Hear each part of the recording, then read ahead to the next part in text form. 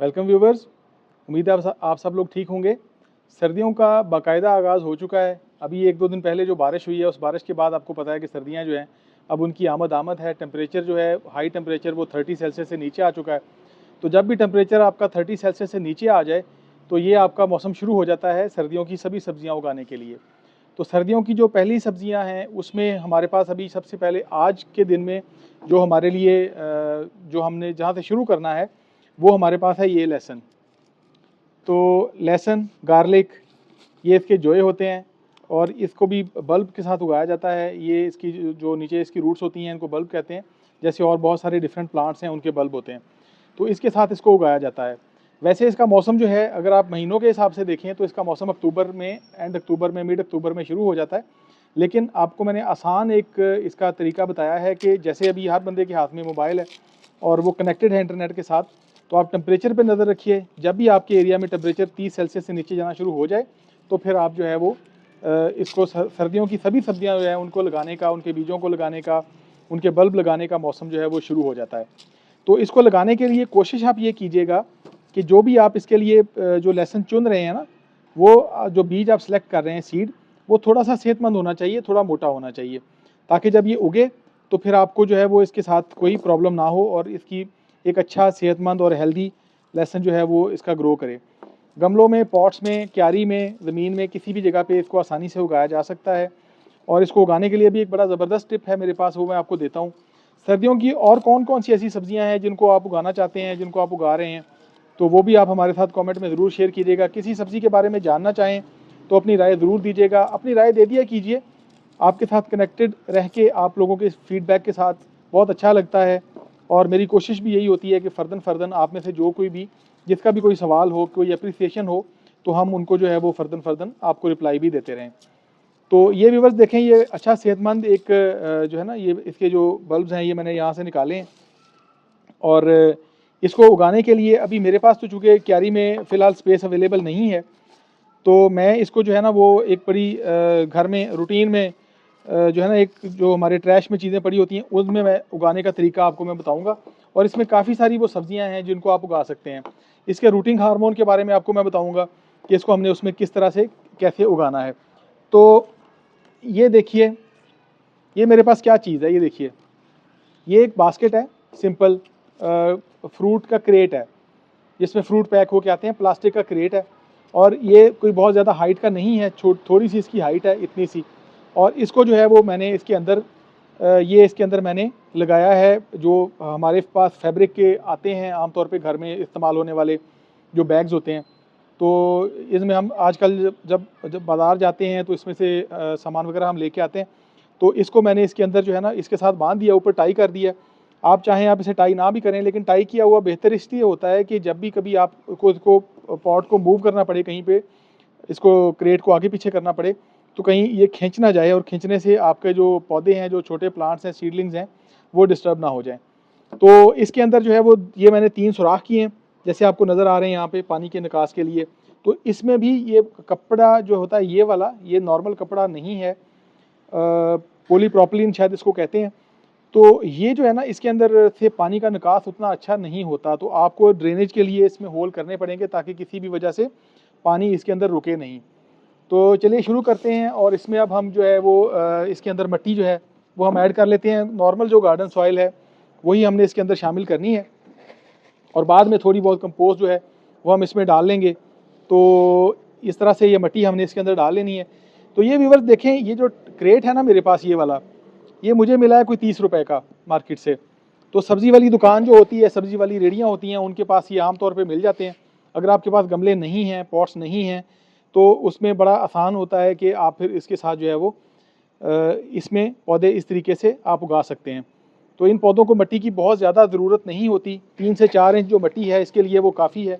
और इसी तरह से जो सर्दियों की मल्टीपल और भी सब्जियां हैं वो भी हम इसके अंदर इसी तरीके से उगा सकते हैं। तो जो भी कोई करीब तरीन मिट्टी आपके पास अवेलेबल है, सिर्फ उसमें से ये मोटे जो पत्थर होते हैं इनको आप चुन लीजिए और इस तरह से आप इसको जो है वो तैयार कर लीजिए अपने पास। और ये भर के तो फिर मैं आपको बताता हूँ कि आखिर में हमने इसको इसकी कौन सा रूटिंग हार्मोन यूज़ करना है जिसमें कि इसकी जो जर्मिनेशन है वो बहुत अच्छी हो जाए और फर्दर हम इसको ग्रो करें। यहाँ तक हमने इसको मिट्टी से भर लिया है। अब मिट्टी के ऊपर जो है ना, ऊपर वाले हिस्से में यहाँ पे हमें थोड़ी सी कंपोस्ट ऐड करनी है। कोई भी अच्छी कंपोस्ट जो है वो आप इसमें ऐड कर सकते हैं, नर्सरी से आसानी से मिल जाती है। और ये वाली जो है ख़ास तौर पे ये बहुत अच्छी, इफ़ेक्टिव और बहुत सस्ती भी है।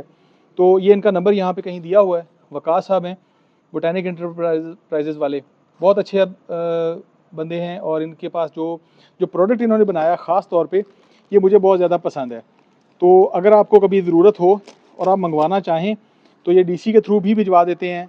इस्लामाबाद में वैसे ये होते हैं, लेकिन अगर आपको कहीं पे भी चाहिए हो तो ये आपको भिजवा सकते हैं, प्रोवाइडेड कि आप उसके डिलीवरी चार्जेस पे कर लें। तो अब उसमें अपनी कॉस्ट देख लीजिएगा। वैसे ये सस्ती है, आम मार्केट से ये थोड़ी सी सस्ती है, और अगर आप हमारे चैनल का रेफरेंस देंगे तो आपको मज़ीद सस्ती मिल जाएगी।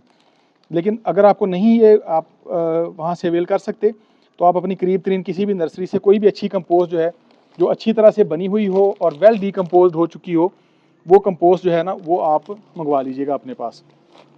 तो ये हमने इसमें ऐड किया। अच्छा, अब इसमें आपने क्या करना है, इसको ना आपने पूरी मिट्टी जो है उसके अंदर नहीं मिलाना, ज़रूरत नहीं है। सिर्फ इसको इस तरह ऊपर फैलाएं आप, और ऊपर ऊपर की जो थोड़ी थोड़ी मिट्टी है ना, ऊपर ऊपर ये वाली मिट्टी, इसके अंदर बस आप इसको थोड़ा थोड़ा इस तरीके से आप इसको ऐड कर दें यहाँ पे, ताकि जो पौधे की जो इमीडिएट रूट्स होंगी, जब हमारे सीडलिंग्स जो हैं ये इसमें से पौधे निकलेंगे बल्ब में से, तो फिर उसमें इसको जो है वो ये वाला माहौल यहाँ पे एक अच्छा मिल जाए, उसको इमीडिएट खुराक मिल जाए और ये ग्रो करना शुरू कर दे।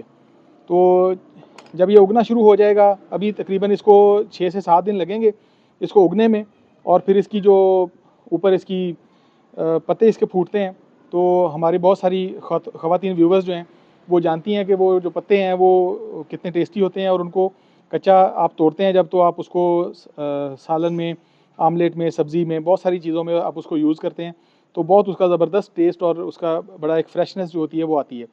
तो इसमें से कितना लहसुन निकलेगा, हो सकता है कि ये वाला जो हमारा क्रेट है इसमें से हमें 1 से 1.5 kg जो है वो लहसुन निकल जाए।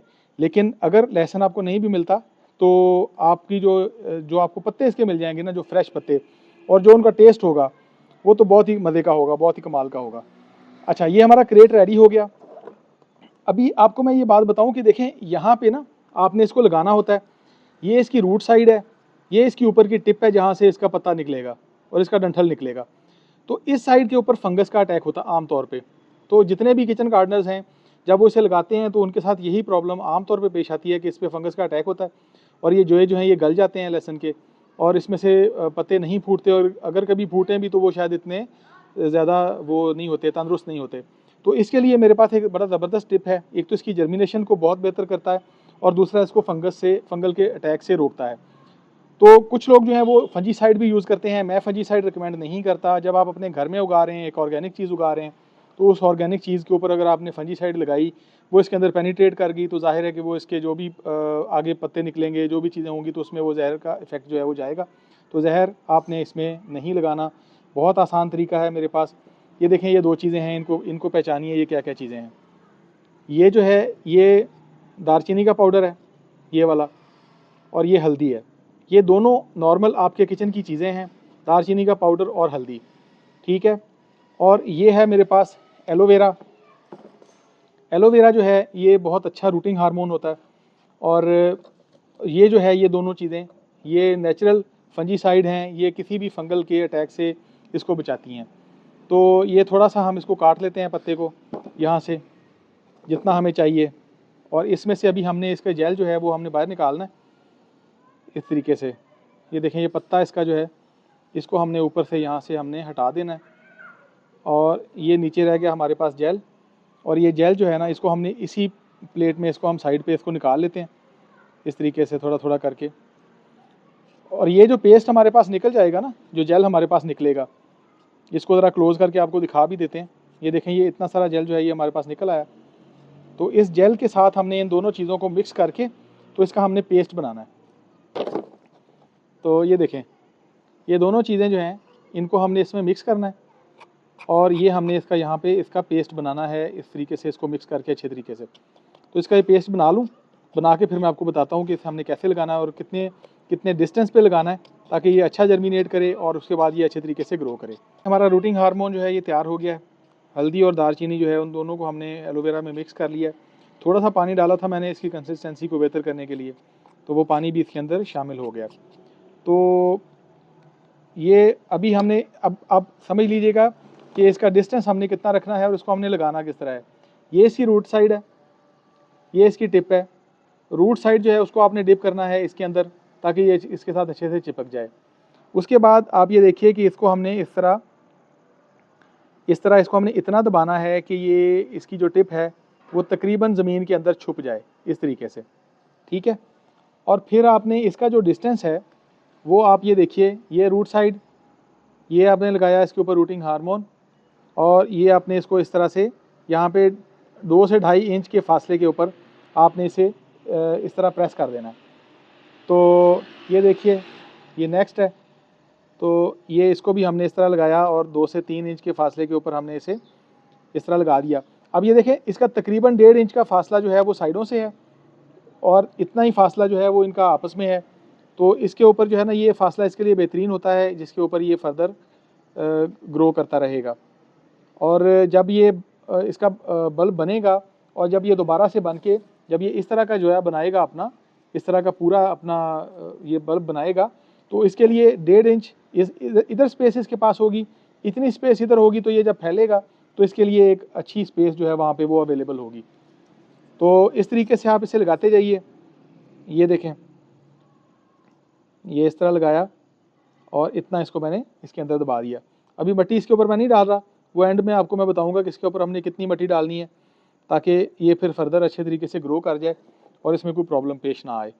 आप लोग सर्दियों की कौन कौन सी सब्जियां हैं जो आप उगाना चाहते हैं या किचन गार्डनिंग के लिए आप उगा रहे हैं? स्पेस का मसला नहीं है, स्पेस आपके पास थोड़ी है या ज़्यादा है, आप उसको उसकी फ़िक्र ना करें। छोटी छोटी चीज़ें हैं, थोड़ी सी मेहनत है, ये अगर आप करते जाएं तो आप आराम से जो है ना वो अपने लिए सब्जियां उगा सकते हैं, जो कि आपके लिए जो हेल्दी होंगी, फ्रेश होंगी, घर की उगी हुई होंगी। और आपको उनका जब आप एक दफ़ा उगाना शुरू कर देंगे तो फिर आपको अच्छा लगने लगेगा और आपको बड़ा मज़ा आएगा, और आप फर्दर भी अपने लिए उगाएंगे। तो यही वाले जो क्रेट्स हैं ये हमारे ज़ाया नहीं होंगे। आगे जैसे सीज़न चेंज होगा, गर्मियाँ आएंगी, तो गर्मियों की काफ़ी सारी सब्जियाँ हैं जो फिर हम इन्हीं के अंदर उगा सकते हैं। तो वो जब आएंगी तो हम इसी मिट्टी को जो है वो दोबारा से रिफ़्रेश करेंगे, इसमें थोड़ी सी कंपोस्ट ऐड करेंगे और इसके आगे जो है वो हम फर्दर सब्जियां उगानी शुरू कर देंगे। तो ये एक दफ़ा मैं सारे लगा लूँ, फिर मैं आपसे मिलता हूँ और आपको बताता हूँ कि इसके ऊपर हमने कितनी मिट्टी डालनी है, ताकि ये फिर अच्छे तरीके से जर्मिनेट करना शुरू हो जाए। ये आप डिस्टेंस देख लें इसका, ये हमने 1.5 इंच इसका दोनों साइडों से हमने यही इसका डिस्टेंस रखा है, और इसी डिस्टेंस के ऊपर जो है ना हमने इसको फाइनल कर दिया। मिट्टी जो है ना इसके ऊपर आपने थोड़ी थोड़ी यही वाली मिट्टी जो है इतनी डालनी है कि ये थोड़े से छुप जाएँ, और थोड़ा सा अगर नहीं भी छुपे तो कोई प्रॉब्लम नहीं है, ये इसमें से खुद ही जो है ना ये उगना शुरू हो जाएंगे, और ये फिर बड़े अच्छे तरीके से जो है ना ये जर्मिनेट करने लगेंगे। अभी आप लोग तो रिज़ल्ट मांगते हैं, हमारे कुछ दोस्त हैं जो कहते हैं कि आप रिज़ल्ट के साथ वीडियो दिया करें। इसका रिज़ल्ट आने में कम से कम 15 दिन लग जाएंगे, तो 15 दिन के बाद आपको मैं एक नई वीडियो में इसका रिज़ल्ट भी शो करवा दूँगा। लेकिन अभी आपको बताने का मकसद ये है कि आप लोग लेट ना हो जाएँ, क्योंकि ऑलरेडी मैं थोड़ा सा लेट हूँ इसको लगाने में। ये इसको अगर हमने कोई 2 हफ्ते पहले भी लगा दिया होता तो यहाँ पे इस्लामाबाद में हमारे टेम्परेचर्स काफ़ी बेहतर हो गए थे, तो ये उग सकता था। इसको जो है वो आप इमीडिएटली धूप में रख सकते हैं। आजकल धूप जो है वो टेम्परेचर चूँकि नॉर्मल है, तो इसलिए धूप में इसको कोई प्रॉब्लम नहीं है। इसे आप धूप में रखें जहाँ पे कम से कम 6 से 7 घंटे की धूप डेली आती हो, और इसको आपने पानी उस वक्त देना है जब इसे पानी की ज़रूरत महसूस हो, वरना इसे आपने पानी नहीं देना। अगरचे हमने इसके ऊपर रूटिंग हार्मोन यूज़ किया है, हमने इसके ऊपर फंजीसाइड यूज़ किया है, लेकिन फिर भी जो है वो पानी बहुत ज़्यादा अगर इसके अंदर खड़ा होगा तो इसके जो रूट रॉट होने के चांसेस होते हैं कि रूट रॉट ना हो जाए और बल्ब जल ना जाए कहीं इसके। तो अभी हमने इसको ऊपर जो है ना वो हमने थोड़ा सा पानी इसको इस तरह से हमने दे देना है, थोड़ा थोड़ा सा पानी इसको देना है, ये इस तरह से, ये देखें। तो मिट्टी हमारी ऑलरेडी बहुत अच्छी और वेल ड्रेन्ड है, तो पानी इतना हमने इसको दे दिया है। ये मिट्टी जो है अभी इसी तरह से ये पूरा पानी सोख कर लेगी, और इसी तरीके से ये बड़े अच्छे तरीके से उगना शुरू हो जाएगा। आपकी रिक्वायरमेंट जितनी भी है, अगर आपके पास स्पेस ज़्यादा है, आपके पास ये क्रेट्स से ज़्यादा अवेलेबल हैं, तो आप बेशक इनको ज़्यादा क्रेट्स में भी लगा सकते हैं। आप चाहें आप 10 से 15 क्रेट लगा लें, 10 से 15 केजी लहसुन आपको मिल जाएगा आराम से। तो थैंक यू व्यूअर्स, अपना बहुत सारा ख्याल रखिएगा, अपना फीडबैक जो है वो हमें देते रहा कीजिए। आपका फीडबैक जो है वो हमारे लिए बहुत मैटर करता है। थोड़ा सा टाइम निकालें और 2-4 कमेंट कर दें, ताकि हमें पता चल जाए कि आप लोग हमारी वीडियोज़ को पसंद कर रहे हैं। आप सबका बहुत शुक्रिया।